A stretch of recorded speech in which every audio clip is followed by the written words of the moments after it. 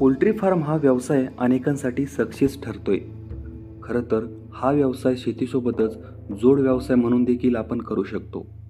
अनेकांनी या व्यवसायाच्या माध्यमातून स्वतःला आर्थिकदृष्ट्या सक्षम बनवलेला आहे. आम्ही आपणास बीड येथील पोल्ट्री फार्म व्यावसायिक असणाऱ्या विठ्ठल राठोड या तरुणाची कहाणी सांगणार आहोत, जे मागील 5 वर्षांपासून पोल्ट्री फार्म या व्यवसायाच्या माध्यमातून अगदी चांगलं उत्पन्न मिळवत आहेत. नमस्कार, मी विठ्ठल नवनाथ राठोड, राहणार लवळ, तालुका माजलगाव, जिल्हा बीड येथील रहिवासी आहे. मी मागील 5 वर्षापासून पोल्ट्री फार्म हा व्यवसाय करतो आहे. पोल्ट्री फार्म व्यवसाय करण्याचा उद्देश म्हणजे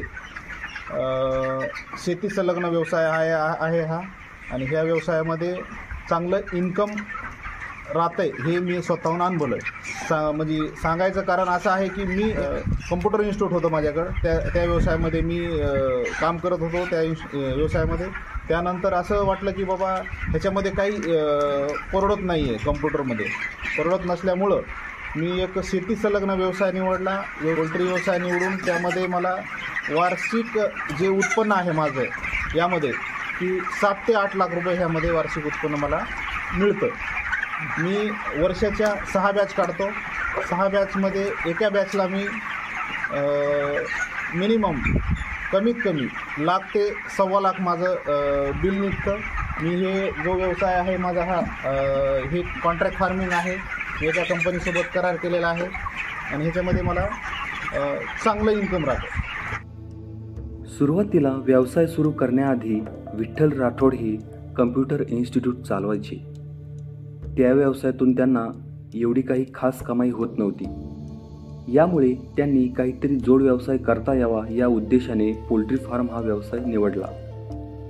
सुरुवातीला घरच्यांनी या व्यवसायाला विरोध केला, परंतु विठ्ठल राठोड हे स्वतःच्या मतावर ठाम राहून त्यांनी या व्यवसायाला सुरुवात केली.